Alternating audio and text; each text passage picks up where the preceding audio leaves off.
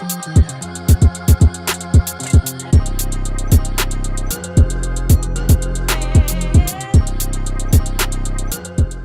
Hey, to see you how on was like y'all's week, man? Our week Michelle, was good. I was you had a blessed good this week? week. Heck yeah, I got some rest. It was good. Oh, okay. I needed it. I got resting. Try not to curse. B face. I found that out at work.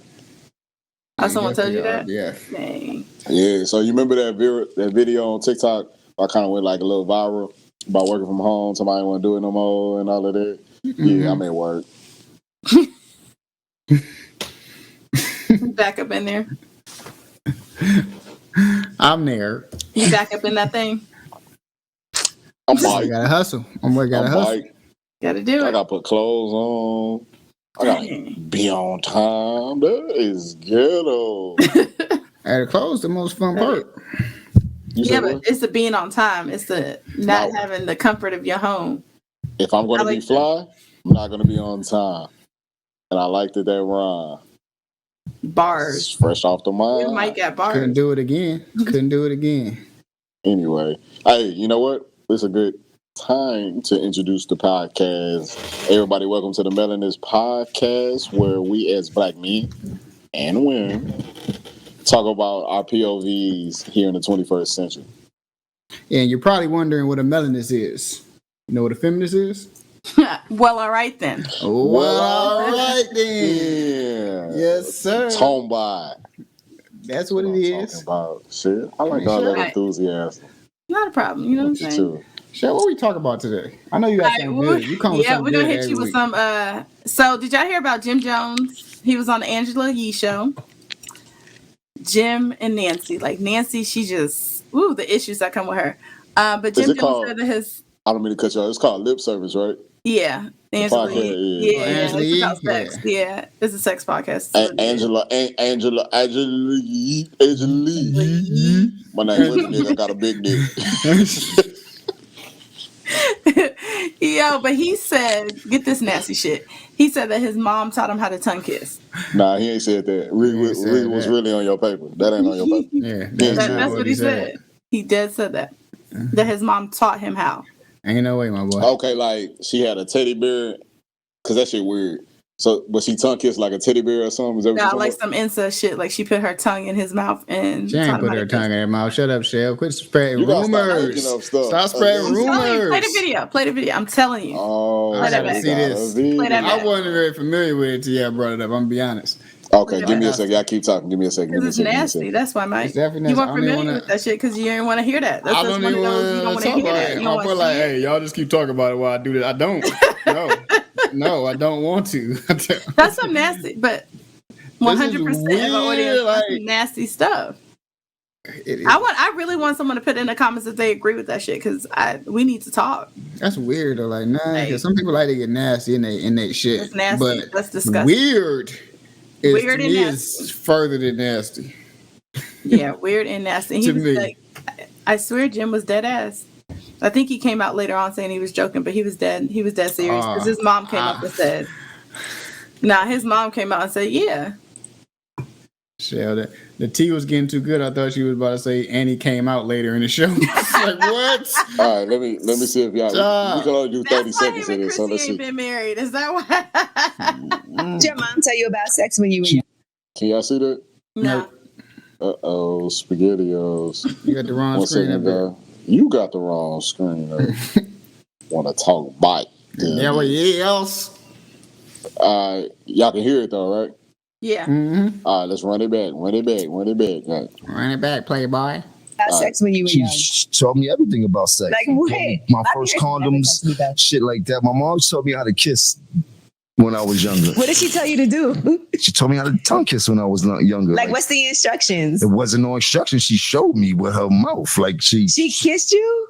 it's my mother. No, I'm just asking. Okay. My parents barely kissed me on the cheek. No, So, my mom just stopped kissing my son on the mouth. She showed me how to tongue kiss when I was younger. Remember, my mom was 17. She's Nah, there's no excuse for that shit. No excuse.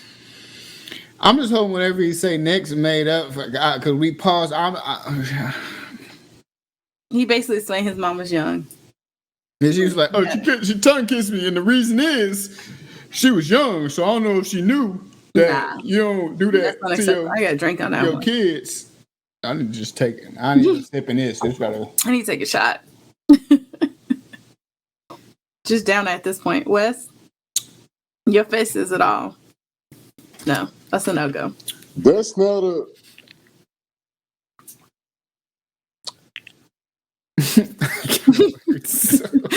That's not a us thing. Is he mixed? Jimmy, I don't think he is. I got questions and need answers. All right, ASAP Rocket. No, I don't think he is. Sure, ain't like some type of Spanish because his hair. Possibly. I think you know he's from New York. So only Spanish people got good hair. No. I'm just saying, like he looked like he could be Spanish too. He live in New York. There's a lot of like Dominicans and stuff like that in there. He looked like he get a great chance he has some type of Spanish background. I like how you do it out of the worm. Feel me? Yeah, you get the jersey of the day. Hey, so that real talk. That's crazy. I really thought you. I thought you was BSing. I thought it was bad. He for real said that. Like, she said his mom was young. She wasn't that young. No.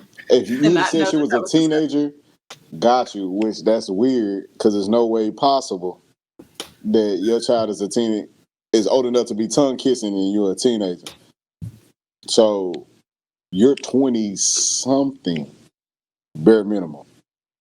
9, I would say, almost 30, and you tongue hockey your son.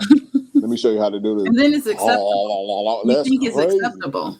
It could have been. Okay, it could have been earlier though, bro. You see videos now. We just didn't have social media back when we was kids and stuff. But you see videos out now, girls twerking on their little 5-year-old son and shit. Like that ain't kissing them, but that ain't. It's wrong. I know it ain't the same level. That's what I'm saying. Like it's very possible that she could have been teaching this fool at 8 years old to do this shit. But that's like this close to like some incest shit. Like that's disgusting. I gotta see a response. Maybe later we see a response. I gotta see. Mom got to be talking or something. Like something gotta. Did something come out that this was okay? You said later he tried to change it. You said that right? Yeah, he tried to pull it back and said it was a joke. Jim did. Oh, he better have said that. That's what I'm saying. He later on said that. On lip service, they do be drinking and they ask some outrageous questions. They might have, but he volunteered that. He volunteered that because she asked about sex. She said, "Who taught you about sex?" That's what she asked. He volunteered the tongue kissing thing. He said, "Mom was in." Oh shit! So does that mean his mama was giving, like, she let him give him back shots? Like, let me show you how to beat the shit up from the back. I hope not. Oh God. Oh my God. I'm confused, man. Like, where's the line? I thought that line was already crossed. Oh my gosh. Where is the line? Where's his line? I'm so. First, I heard that got gas. Somebody got a little air on this stuff. I got hurt. Damn, shit. No, that's the air. Don't you ever. You mute your shit. You're a woman. You supposed to. That was not me. That was your drawer. I just what happened your drawer? That shit was not me. If anybody, it's probably Mike. Why your drawer vibrating, Chelle? Fuck you, Mike. I got shit in there. That's why that shit vibrates. It sounds like something. It sounds like, you know, someone on your phone get to vibrate on the nightstand. Don't come from my vibrator. It sounds like a Star Wars fight scene. So you put that, don't come from my shit. You put that shit up when you done, goddamn. My shit is silent, okay? Don't come from my shit. You gonna be mad, you gonna go back. It ain't got no battery life. First of all, I don't need batteries. Yeah, that's like when you get 2022. When you get a nigga Henny drunk, but you gave him one too many shots, so he went to sleep. You don't get no Henny dick. Yeah, that's what happened when your battery is dead on your shit. Be pissed. The disappointment. You giving your toy the cold shoulder. Man, that's be pissed. Throw that shit. You mad as hell. Got charged a nigga. Look, even something that's battery or energy runs out of energy. Y'all probably mad at the machine. Like, oh, you ain't. Hell, shit. You don't want to work today? You don't want to work? Yes, I be pissed. Hey, you know who don't run out of energy? Jason Derulo. My boy got time. My boy got time today. Hey, tell me about this though. For y'all that do not know about Jason Derulo. First off, y'all are probably like, who the hell is Jason Derulo? What song does he sing? Mike, spotlight. Hold on, real quick before we get started. Name a Jason Derulo song. Don't worry, I'll answer for you. Here we go. He can't. All you know is Jason Derulo. That's terrible. Well, anyway, so some fan called him Usher. Jason Derulo ran Buddy down. We don't want to promote violence, so we're not going to show that. But he ran Buddy down and Merry Christmas. Here go your late Merry Christmas present. Oh, he punched him up? What? And got to, I don't know. Yeah, I don't know what his gang affiliation is, but he C-walked or B-walked all over my guy. Right. It had to start something before. Was this the whole video? Like, that's a compliment. That's what I said. Like, don't nobody know who you are, Jason. They know you from the TikTok dances that you be trying to do. That's it. He on TikTok? He on TikTok. He be trying to do, like, he does different TikTok dances and people try to do the same thing. That's about it. Jason Derulo. Oh, yeah. I don't know him from his music. I got a bunch of followers on TikTok. Yeah. Because he a jean jacket assassin. Like, real talk. That nigga be wearing jackets, but he got a fro hawk. I can't say that. Side note, before you just go for him. Yeah, we throw it out there real quick before Mike get to drinking and get to telling on me. I ain't gonna tell shit. I had a mishap. I was cutting my hair with something hit me and like it was like a string, and I jumped. I was like, right. Cut my curls off, so now I got a fro hawk. Well, I got a hat. I don't think grown men are supposed to have fro hawks. But anyway, I digress. Jason Derulo. So I understand if Usher whooped a fan for calling him Jason Derulo. But like y'all said, is that not a compliment? That's a compliment. Whichever way he puts it, that's a compliment. He should have thanked that fan instead of beating that fan's butt. Right. I mean, maybe he feel like beat that fan's butt. I'm trying. Maybe it was hard. It was so hard. But real talk, I don't think you get to a point where you feel like, I know it's Usher, but you feel like you've had quite a few accomplishments in your career. You just don't want to be compared. Maybe he truly just feel like he had a point in his career like where he just accomplished and he got a name, which you do. You do got fans that if you ask that question to, because he got like international fans. I think his shit going to like Mexico and everything, because his music is bilingual. I think he got his ethnic background might even. But I don't care about his sexual orientation. All I know is that the man is that's too far, bro. Like, again, you gotta have some accountability. I feel you, but we getting these jokes off because that's an inferiority complex or whatever you got going on within you. That insecurity is what I'm trying to say. That's your own insecurity. It makes no sense for you to put hands and feet. Why not high side? I'd have flamed them. You bad build. Well, everybody can't flame, so I'd have went crazy. Yeah, you'd have been good in that lane, but maybe his flame game terrible. Or you could say, I got a million. But it don't matter. I know you mentioned accountable. He's gonna get held accountable. He's a brown skinned color. If it was me, I'm suing your ass. Like, hey, thank you. These jokes are the worst in the problem. Thank you for hitting me in my shit. Right. And I'm about to give me a little bag real quick. I think he doesn't realize that he doesn't resonate here in America. To us. So? I feel like he think he's accomplished here in America. No, that's the problem. I don't think he is. Y'all just said a lot of his streams and all of the other stuff from overseas. Definitely, because his shit is more pop, and pop is more world, or it ain't really American. I mean, it's American, but more so international folks like that pop sound. We're still more of a country, R&B, and hip hop. Only pop I know. You get out the refrigerator, they go. They don't know nothing about that. Don't throw these Southerners off. Chelle like pop. First of all, I know what pop is. Don't do that. She probably say soda pop. No, pop, I say pop. Soda pop. I say pop with soda. Gotcha. I respect. That's why we rock with you. Remember, my family's East Coast, so. Oh, that's right. Where does Bond be? Word to whatever, the mother. That's why you're a part-time thug. I always knew something. Part-time. What other dance y'all got? That's it. That's y'all one dance. Okay. Is he on some soda hot? on the side. See, soda.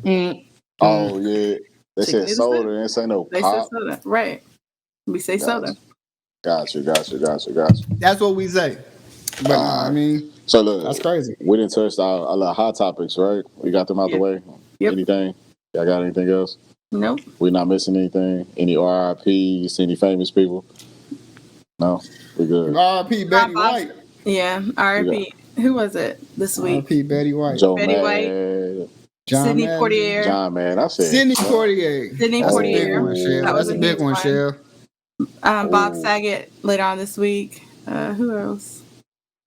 All right, Somebody don't cancel me. But you need to go look up Tourette guys. God rest his soul.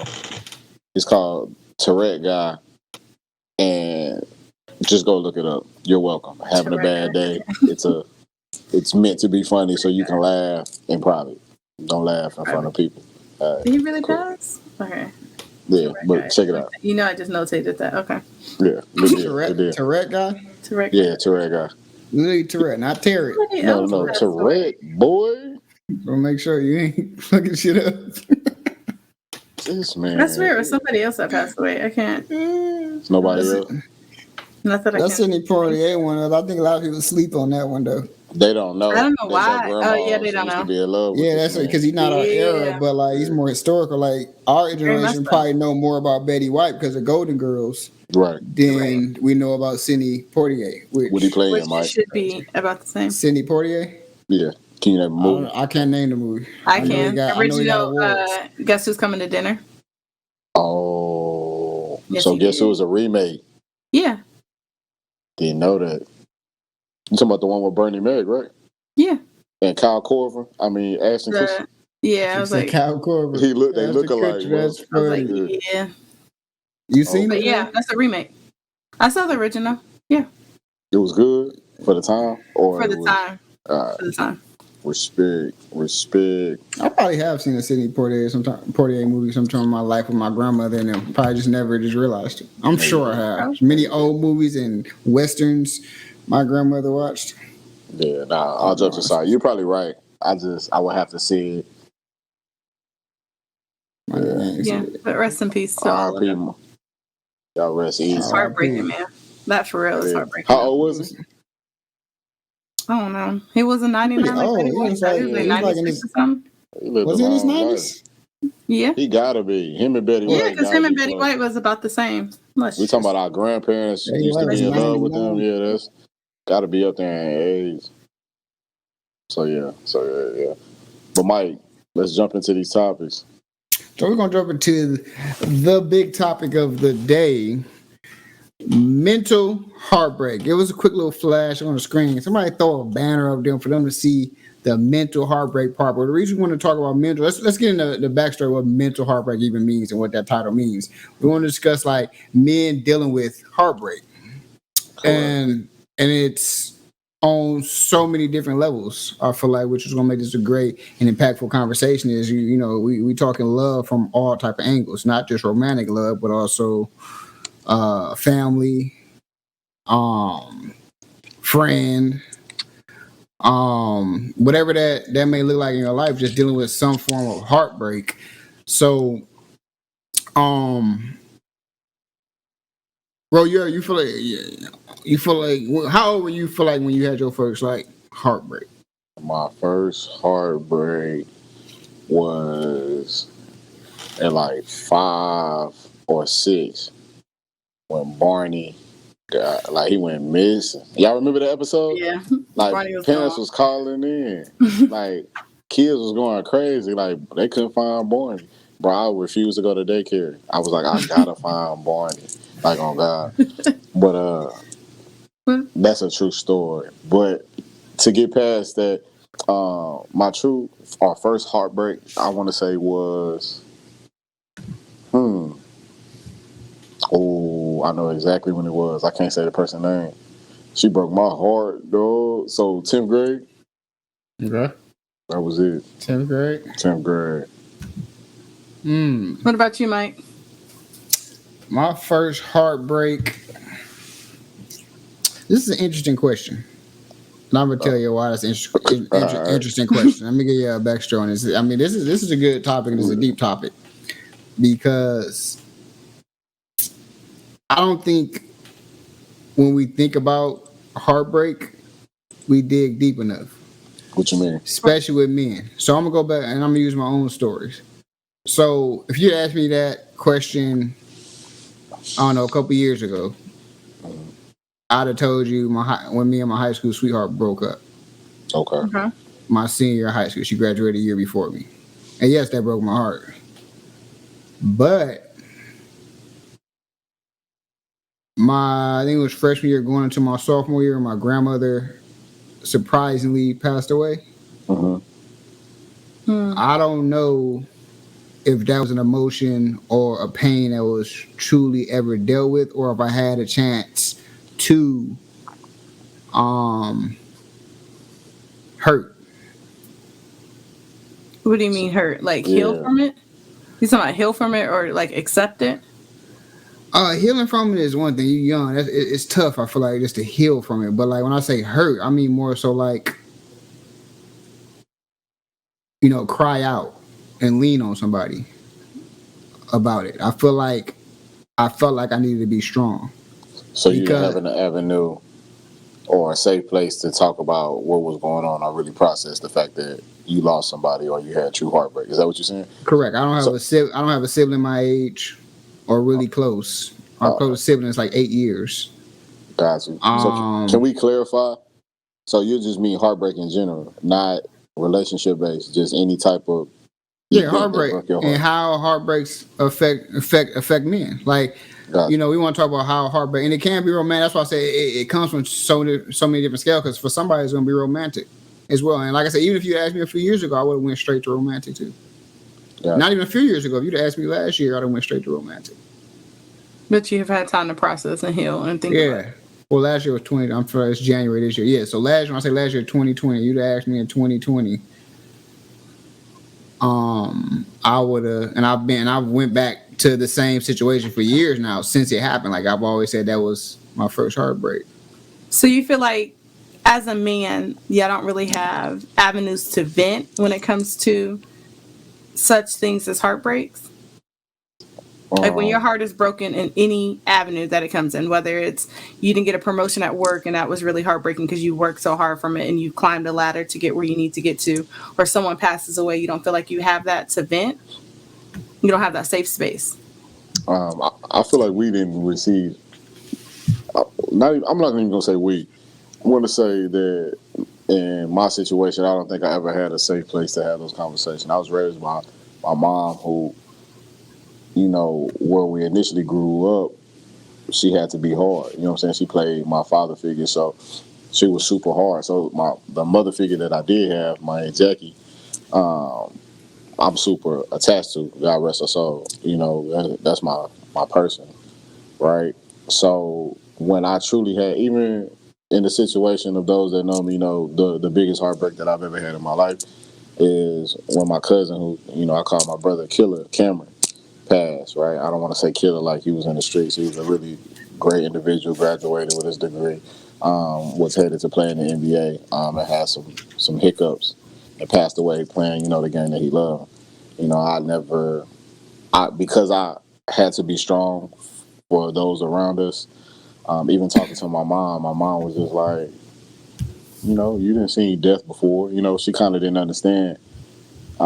So I really just didn't have a place to heal and grow through that situation. So I feel like on top of the stuff that I went through earlier in my life, like now I'm socially awkward because this is something so heavy that I really can't hide like I've done everything else. So yeah, I don't think I ever had the safe place to really go through and break down the stuff, which might be the reason why I haven't dealt with it. But I can't speak for Mike, but from my opinion, it's like most men typically have that. They tell us to tighten up at an early age.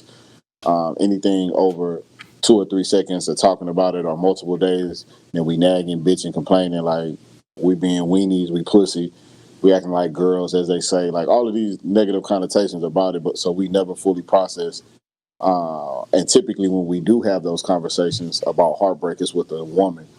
We don't talk about it with our friends. Like I should be able to go to Mike and say, hey, Mike, you know, I'm toe up about this situation. And each day, you know, he gives me positive direction opposed to making me feel, I'm not saying Mike has done this, but making me feel away based off of the emotions that I have. So I don't know, Mike, what you think about it? I fully agree, even to the extent of, again, not feeling like, not even just feeling like you're not able to cry and express yourself. So in my situation, I guess the easiest way is to compare it to that. Like, even young, I wasn't clueless. You gotta think I'm not that young. I'm going into my 10th grade year. I'm 15 years old. I'm old enough to understand something happened. You know, I'm not a child. So even for me, I think that's why I never felt like I can truly hurt, is because I look at it as like it's my mother's mother. Right. Like, I looked at it as like I need to be there for her more so than I needed to figure out why I feel sad. Like, oh, you get to power up, you need to muscle up, and then I don't. At the time, you know, I got a father, and I don't remember if around this time was when my father ended up in prison or not, but I'm sure it wasn't too far after. I remember him being out when the funeral happened, but I think not too long after he ended up going to prison. But anyways, it's like it's a loss. You just always, as a male, I guess, feel like you need to be in control, and that doesn't even just mean a power thing. And maybe it's a crazy. It's a tough situation. I mean, I would agree, bro. You never feel like you have someone to truly lean on. You never feel like you could truly just release. Because, like Rose said, like even with having friends, like you even in that situation want to look strong. Right. You know, that's just how you're taught. You're not taught to vent as a male. At least not. And I ain't gonna say as a male in general. Let's just say me coming up, and it sounds like Ro based on what he was saying. And you're never taught to really express your feelings. You're really taught a lot of times to suck that shit up. That's literally what it is. It's like, don't be emotional. Well, you got to be hard as a rock. So how do you find your safe place, though? How do you find that, like Rose said, you know, his aunt Jackie was a person that he can vent to. How do you find that person? How do you find that safe place as a man? I think it becomes another issue because it has to go somewhere, right? So you in sports, and for me, it wasn't like I was fully busy because I didn't play all sports. It was truly just a focus on basketball. So it wasn't like every season I was occupied by sports to hurt. You know, I wasn't playing football. If I'm hurting her, and I can go hit something. You know, I wasn't basketball season. It was a wrap for me after that until next basketball season or something like that. So you end up falling in situations where, and I think men fall into this, and this is where men end up getting hurt, is you end up leaning on the person you're dating. That's a fact.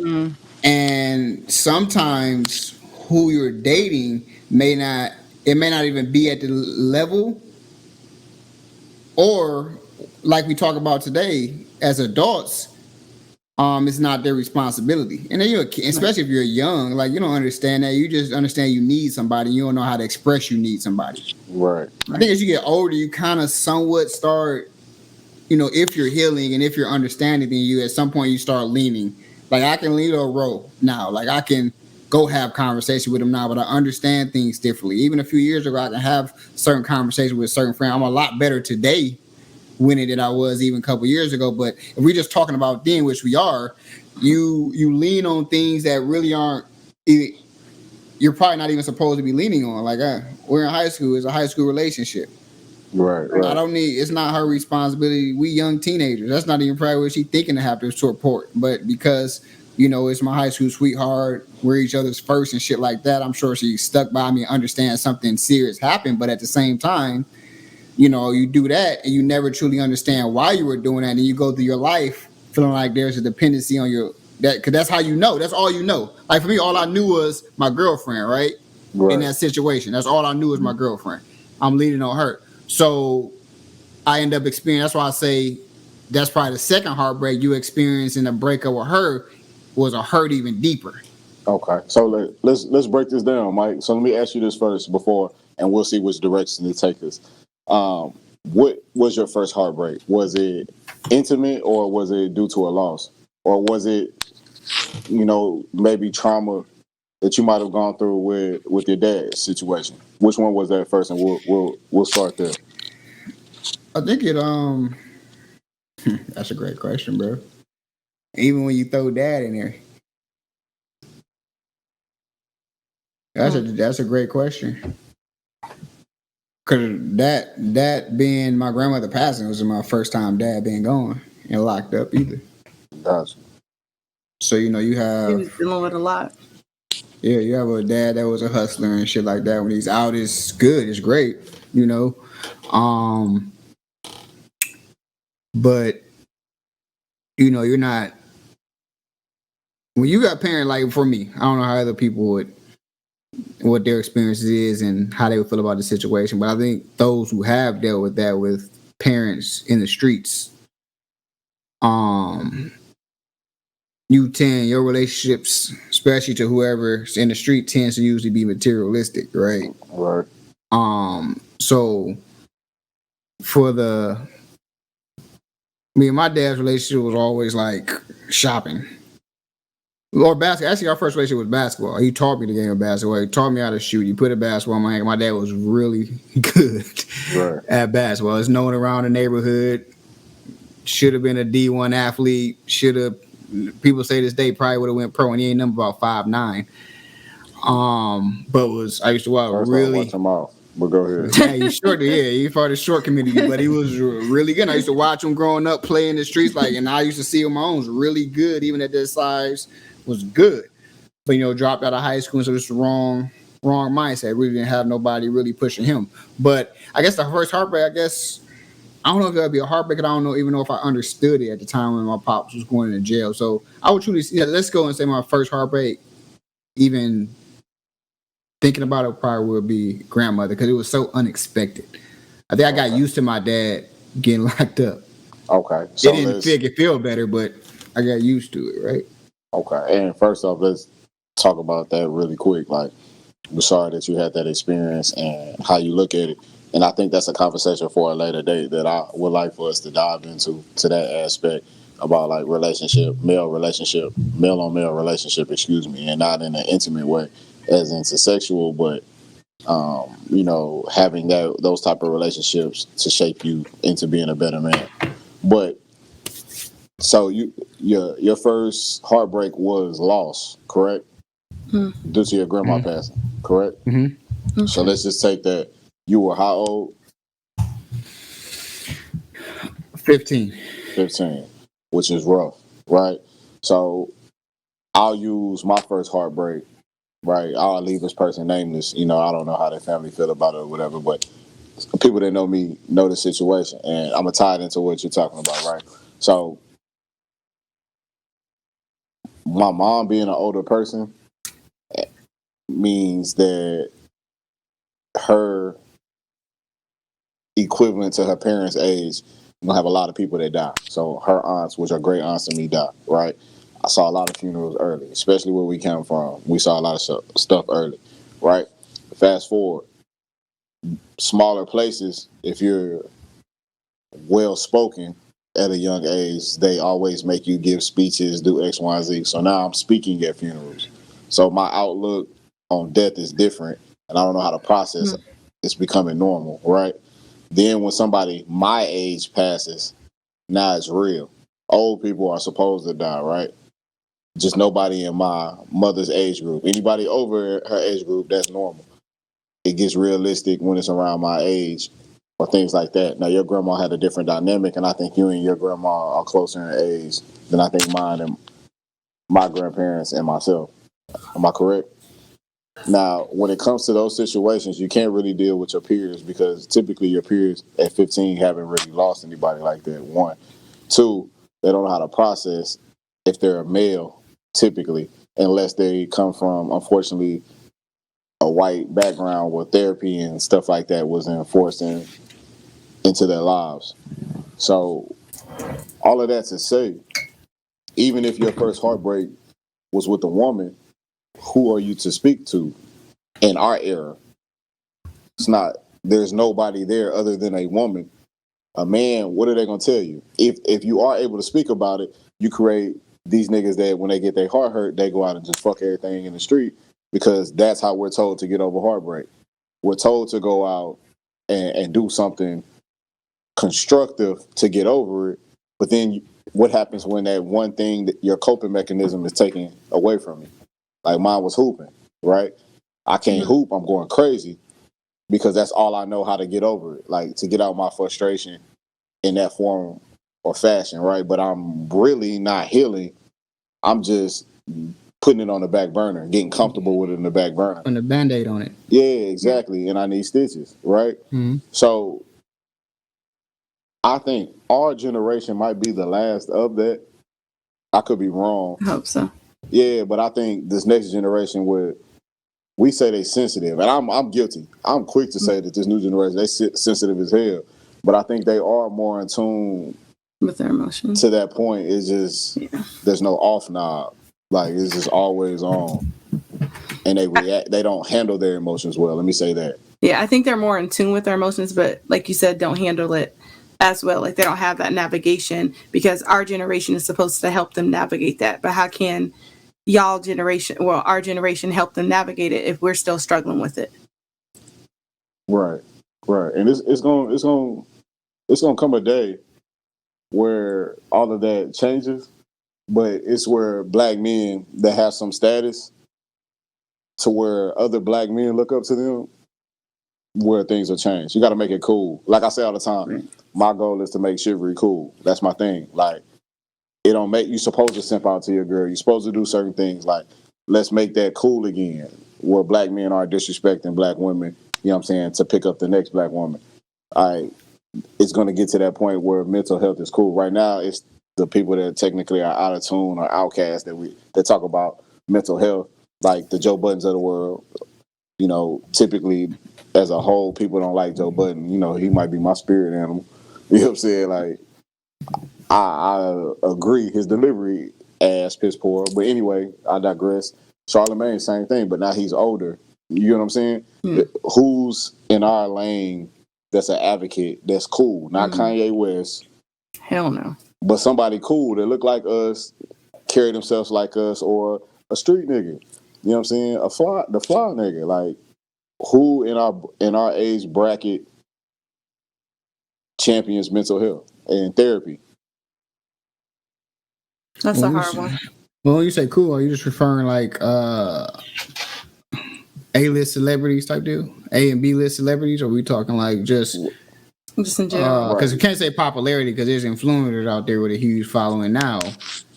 So if I'm looking from an influencer standpoint, I could probably mention some name, but if we're just talking from a commonly known person, though, right? Like somebody that you say they name, it pops. Like you say Kanye West, majority of people gonna know who that is.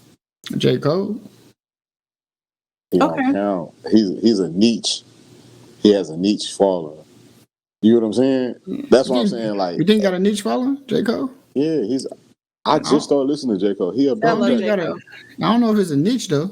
J. Cole, yeah, everybody does it. He's not everybody. He's not for everybody. So who like Drake? Everybody listens to Drake. If Drake made that cool, like mental health cool, everybody would go do it. You know me, I was the biggest Drake hater in the world, and now I'm a Drake fan because I understand what he's doing. But at the end of the day, like, he could make it cool. Like a hood, I'm trying to think of a hood nigga, like a hood rapper, Lil Baby. If he came out and started talking about mental health, that demographic would start taking care of their mental health.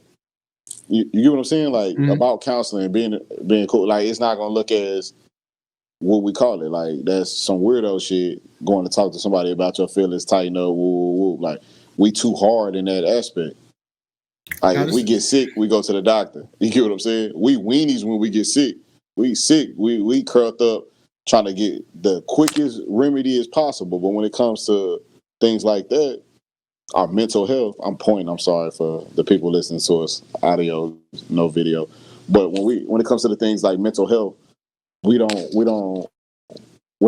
have that sense of urgency to go get that taken care of. It's like, all right, we're just gonna get over it. And it's a lot of sick, clinically insane people walking around the world that don't know. And I think that's what I'm saying. I don't know. I think that cycle continues though.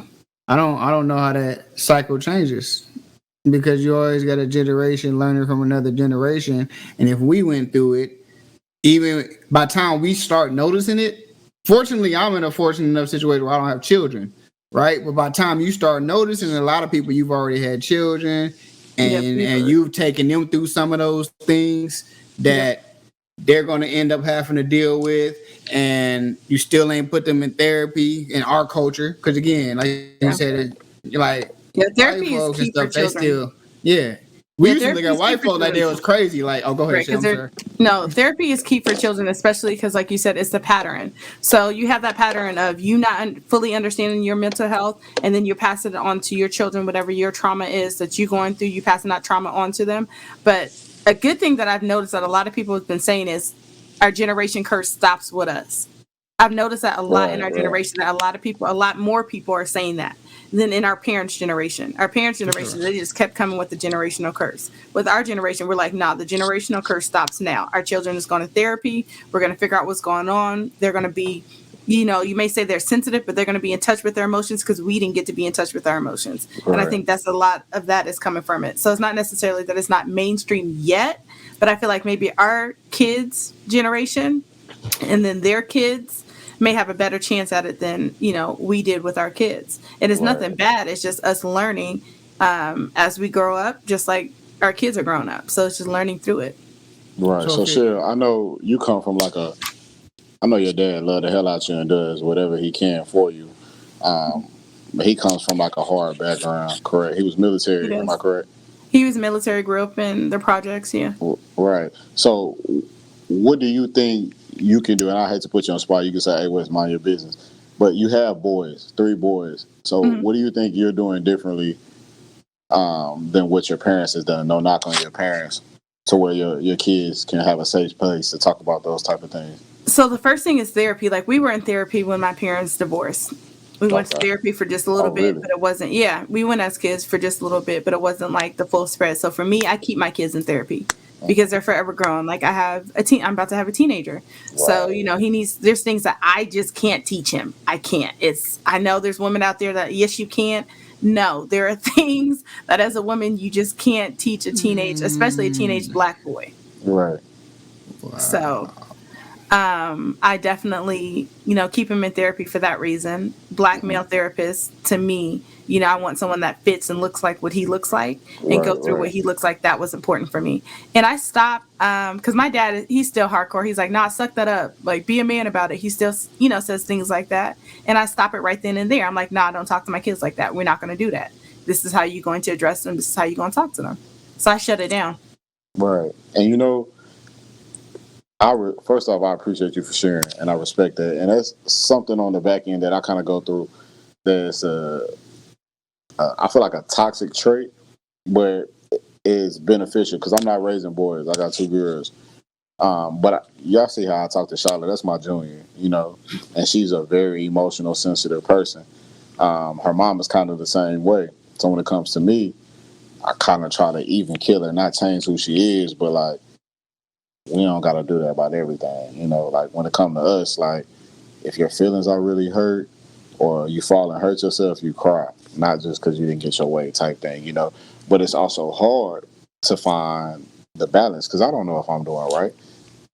She could get 10 years down the line and be like, man, my daddy scarred me for life, or my mom scarred me for life because she just let me run rapid with that, or my dad cut off emotion, so I really don't know how to love him, man. And that would be heartbreaking, but she goes to counseling, which I would knock at first. I'll be the first person to say, like, man, that's that white people shit. Like, she going to counseling, and she's so smart. I feel like she was taking advantage of it, but there's a place that she can go that's not her parents, that's not an authority figure in her life, everyday life, that she can say whatever and it stays there. And I think a lot of kids need that. Even if nothing goes wrong, they should be able to have somebody in their life to where they can say what they want to, and there aren't any consequences for the things that they say, unless they're trying to hurt themselves or someone else. You know? Right. I agree with that. I feel it's crazy. You just said something. Chelle said something that stuck out with me and made me rethink my the question you asked me. But also, before I forget, it goes back. That's why I also think, man, does it ever truly heal? I think.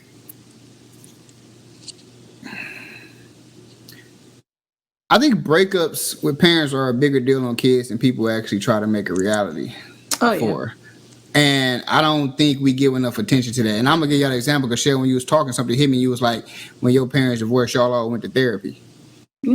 When my parents divorced, it wasn't even a conversation. It was a beef, obviously, between my mom and dad, and there's still mom didn't. Obviously, mom being mad isn't not saying she shouldn't have, but isn't. Because she ain't healed, right? She dealing with her issue with this, isn't coming to have this conversation about this breakup. And ain't just a breakup, it's my parents got married. And you gotta think, like, for me as a kid, that's why I was like, it makes me rethink that first heartbreak, right? Because like for me as a kid, that was a happy moment for me. Right. To see parents get married. My dad made me the best man. I might have been 8 or 9 or something like that. He made me the best man.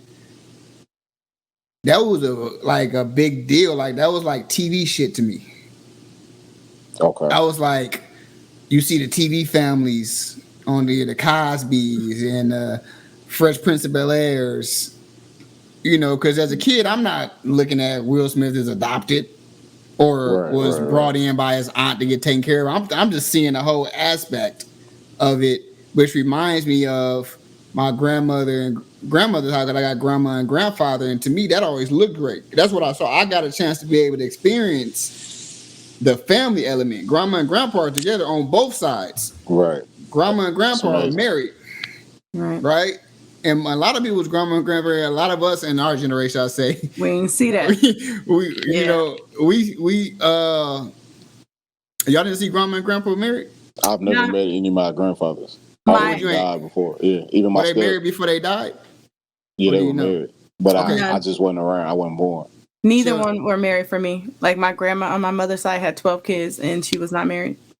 And I feel like that was for what I don't know how old your grandparents were, because like Rose and his grandparents might have been older than my grandparents. My mother was only 18 when she had me.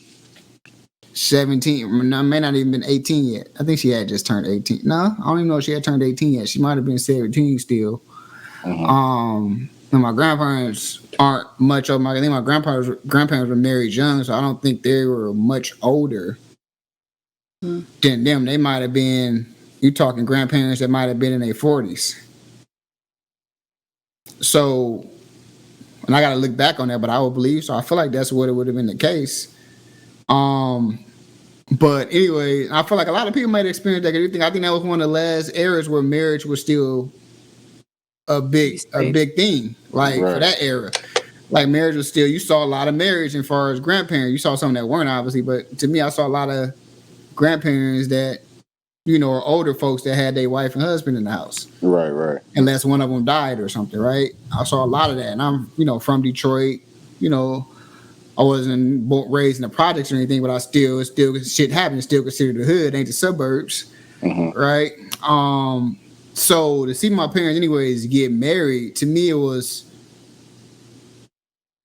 giving me what I was already seeing the example of, and what I felt like a family should look like. Because me and my mother lived with my grandmother and grandparents. Okay, gotcha. So like to see them get married, it was like a big deal to me. It's like, and it's your real father and your real mother, right? It's your real father, your dad, the person you love, the person you look up to, and your mother. Like it was a big deal, and I think all kids at some point it crossed their mind where they want that, whether they met their father or not. I think it still might, and I may be wrong, but I feel like something might still cross. Like, damn, if I had ever been my dad, or it might be an anger thing. I don't know. It depends on how it was handled, possibly. But anyways, once they they got divorced a year later, like I don't even know if it made it a year. So boom, quick, done. Saw the arguments in the house. saw different shit, and I think that affected me very heavy. And no one ever has those conversations. A lot of times with kids when those things happen, because I think we talked about this before. Breakups become a war, right? Yeah. Right. You know, you start running a situation, especially in black culture. You start running that situation where dad can't even pick you up at the crib. Hey, you got to meet him at the corner. Hey, Michael, your dad here. Walk down to the corner because he can't come to this house. See, and I think that goes back to the generational curses. You feel me? For the simple fact of my generational curse, and no knock on my mama, but they weren't. My mom was like her and the person she was dating, they was in the same household. Like my stepdad lived with us for a long time before my mom and him got married. And I was a teenager by the time they got married, and it's the reason why if we dating, I'm like, hey, just come stay with me, like move in with me. I got this shit. Like let's go from here, type of thing. And when it don't work, it's like an awkward situation, because now I got this person that's been dependent on me. We're not married, and I'm trying to give you a window to get on your feet to go your separate way. You get what I'm saying? So might be a generational curse in that aspect. But what do you think, Mike? What is one thing? So what is one thing that you think you're doing differently now to create that safe space that you're looking for, or that you didn't have at an earlier age? What is that you're doing? What steps are you taking to make sure that your mental health is intact and that you create that safe place to get off whatever that is on your mind and your heart? I don't even think this what's so hard about this type of situation, y'all, is that if the safe space wasn't already there, I think a lot of people run into the issue where you don't even know it's an issue. And that's why I go back to when I said, like, if you'd have asked me a certain question a couple of years ago, my answer would be different than it is today, having an understanding that, why do you get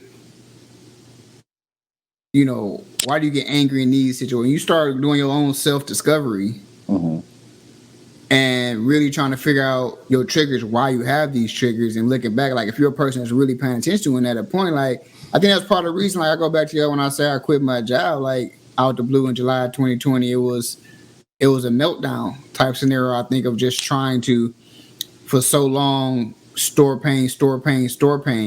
And then what happens, I think a lot of times with men is men can store all this pain, and it takes one other thing to happen that just takes it over the boiling point. That's why you get men that go crazy, kill themselves, go through divorces. It's because you go into this, possibly this cocoon, and you just shut down because you've literally hit your boiling point of where you just can't take anymore. And no one is truly, let's just be honest, Chelle, and I'm not trying to, and this isn't a down to ladies. No one's truly, a lot of times, giving a fuck. Yeah, there we go. I'm sorry for the language. No one's giving a shit.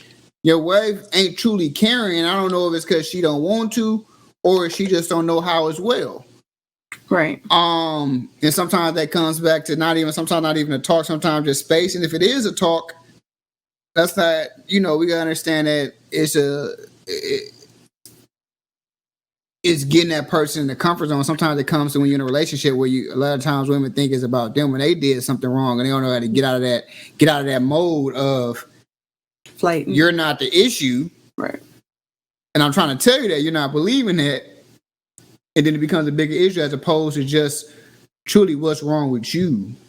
And you can ask that question so many ways, because maybe I don't want to have that conversation, but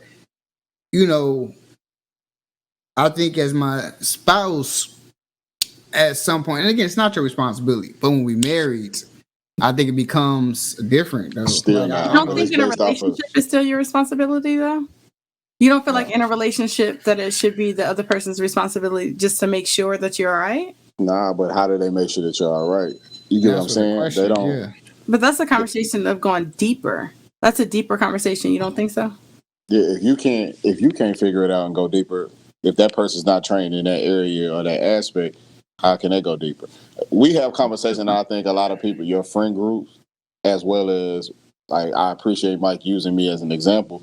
but I minored in psychiatry. Like I really went to school, and that was something that I thought about. So there are certain questions and certain work that I've done with myself to where I can give that type of information, right? But in return, or advice, but in return, I don't typically have that place because there's not a male in that area that I would trust, to give me the information back because they've done the research or they took the spiritual journey that I took to get here. Typically, my spiritual advisor, not even typically, my spiritual advisor is a woman, so I don't think that we have that, but we can't put that on our spouse. Um, we can't put that on our spouse because that might not be their expertise, or our partner, excuse me, I'm saying spouse, we're not married, because that might not be their expertise. They might do 99 things right, and then that one area might be their downfall because they're not capable of doing it, or they're not as far along in your process. So we talked about this offline, I'll share it again because, that podcast might not ever come out. But to the point of the accident thing, like I told y'all, I was driving and seen a dude decapitated. Everybody that I told was like, "Oh, nigga, you done seen everybody die before." Like they didn't say it, but they on there like, "Oh, you been here before? Like you seen people killed, stabbed, murdered, shot, all of that. Like why you can't shake this?" And I was toe up about it. Like you know what I'm saying? Like, and I was wanting to have that conversation, but I wasn't getting in return. Like what I felt I should get back. Mm-hmm. And that's based off of the perception or who I've shown people to be. And I think that's hard for those around you, to break what they know you to be. If I'm the rock, now the rock is coming to you talking about a problem, you just gonna tell them, all right, you got it, get over it, instead of referring him or sending that individual to counseling. And I think that should be it. Hey, I don't have the answers. I'll go with you to counseling. Whatever that relationship is. If Mike says he has an issue and he's worried about it, we kind of had that conversation, like, bro, I'll go with you because I don't know what to tell you in that avenue. I haven't been there, and I didn't do it right. So I'm not the end all be all. Or if it's my significant other, like, hey, shit, I don't know. You trying to go to counseling? Like, let's go. Like that's what we need. You don't have to have the answers, meaning you're my counselor, but you should be able to point me in that direction. You get what I'm saying? Right. Facts. No, I understand that. That was good. Yeah, y'all not gonna give me my feelings crying on here today. That's what we're not gonna do. That's not gonna happen. That was a good one. That's unreal. Yeah, mental heartbreak. Well, now that we done got into, Chelle, was you about to say something? No, I was just you go. Well, I was gonna say now that we got into that situation of the heartbreak itself, let's dive into how that heartbreak, which I think we kind of got into, but we ain't truly get into on how that heartbreak maneuvers into our relationships and how that affects us there and where it may cause some issues for us. Yeah, it's a big issue. And I'm talking about all relationships. I'm not even gonna go directly intimate. Based off of like my life, certain months of my life will never be the same until I do the research. We can pause real quick, guys. Y'all hear echo? Yeah. Y'all do? No, it was like I don't hear it now. I heard something beeping. Yeah, I heard it too. Oh, that might have been my little alarm thing because it did beep. You heard a chirp. Yeah. Gotcha. That's what that was. But no. Like to get back to it, y'all know so the two people that y'all know I love the most in the world other than my kids is Cameron and Maya and Jackie. Maya and Jackie's birthday is in October. My birthday is the beginning of October. She died in the beginning of September. Cameron died 2 days before my birthday. You know what I'm saying? So His birthday's in November. From September to November, I'm a wreck. You know what I'm saying? Like I don't want to be bothered. I don't really want to talk about it. I just want to go through my emotions and get through it. That's not fair to the people around me, because I haven't done what I'm supposed to do, to get the counseling and deal with what I'm supposed to deal with. And I champion counseling and all that stuff all the time, but easier said than done in my situation. But it truly affects our relationship. Even Mike, I know you kind of mentioned it before, but like, I'm not the same person. Like my temperament is short. My engagement is short. I crawl under a rock. Like, and don't nobody want to be around that, as well as be helpless in that. Because I think a lot of times as men, we don't realize the stress that we actually put on individuals when they know that we're going through something that we're not capable of verbalizing, as well as seeking out the help. So like I said, if you're, for the most part, if you're always so focused, I'm gonna go into a phrase that's put out there. Something, and Chelle, I know you don't truly feel this way, but I was gonna make an example out of this phrase. When you go out there and you see things being said where people have an issue, and I agree with the whole 50-50 thing in the household, right? Mm-hmm. And I agree. I don't want no woman of mine paying 50-50. But I do want a woman that if we ever, for some reason, get into a struggle, don't mind stepping in and try to figure out how we can make this thing happen.